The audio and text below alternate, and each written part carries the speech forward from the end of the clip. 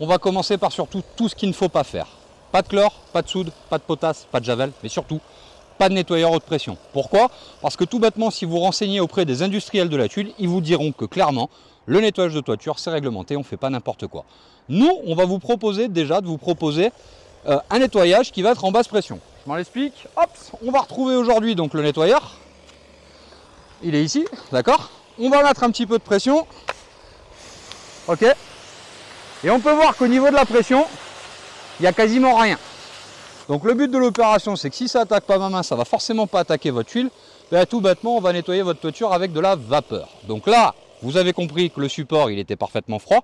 On va mettre en température et on va refaire la même opération d'ici quelques minutes, mais avec de la vapeur. Ça, c'est à suivre.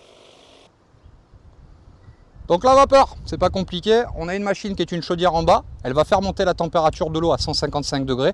Et qu'est-ce qu'on va faire? On va faire la phase préparatoire. La phase préparatoire, c'est pas la phase de traitement. Beaucoup de gens se trompent sur ce facteur en pensant que le nettoyage de toiture, c'est le traitement. Ça, c'est la phase qui va nous permettre de préparer le support au traitement. Comment on va faire? On va assécher, on va déminéraliser, on va décoller grâce à un système de, tout bêtement en fait, de haute température à 155 degrés. La preuve maintenant. Donc on peut voir qu'on a un support qui est bien encrassé. D'accord, il n'y a pas besoin d'insister. On peut voir que la vapeur fait complètement le travail de façon instantanée. Et on va décaper toute la toiture. Et si toutefois il y a besoin d'insister à certains endroits, comme ici par exemple, on va légèrement insister sur les taches. Et on va tout faire partir, regardez. Hop là. Donc ça, c'est ce qu'on appelle des taches qui sont incrustées. On peut voir, regardez la vapeur que vous allez avoir ici, d'accord? Et en fait, tout bêtement, on va utiliser la température de l'eau chaude pour pouvoir nettoyer votre toiture de façon continue. Vous voyez, on a une petite tache qui est ici. On va bien insister sur la tache.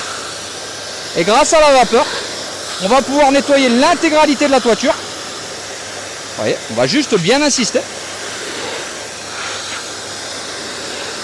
Et dès le moment où on a des adhérences, eh ben on va décoller.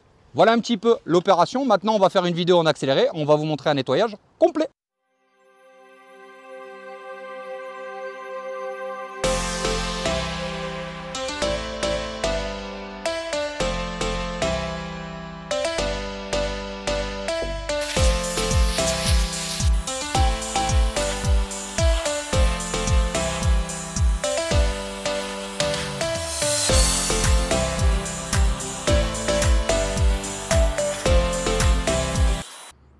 Donc vous avez compris que notre procédé est 100% écologique, sans soude, sans chlore, sans potasse, sans javel et surtout sans haute pression. On va vous remontrer rapidement un petit peu à quoi correspond ce nettoyage.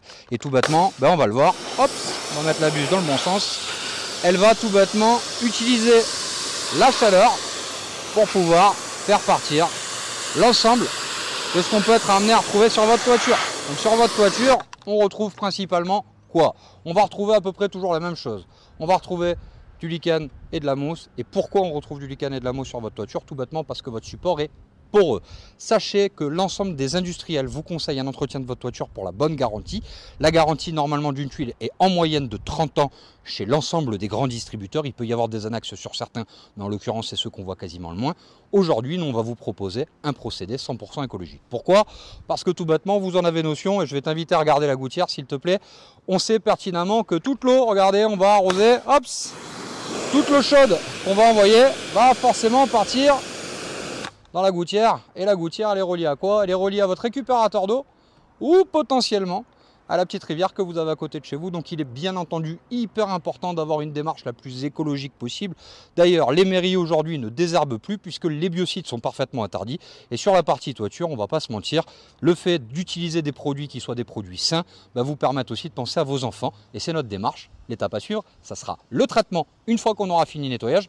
On vous montrera tout à l'heure une petite vidéo qui fera un petit récapitulatif de l'ensemble du taux d'encrassement qu'on peut retrouver sur la toiture. Et puis après, vous verrez la toiture toute propre. À bientôt!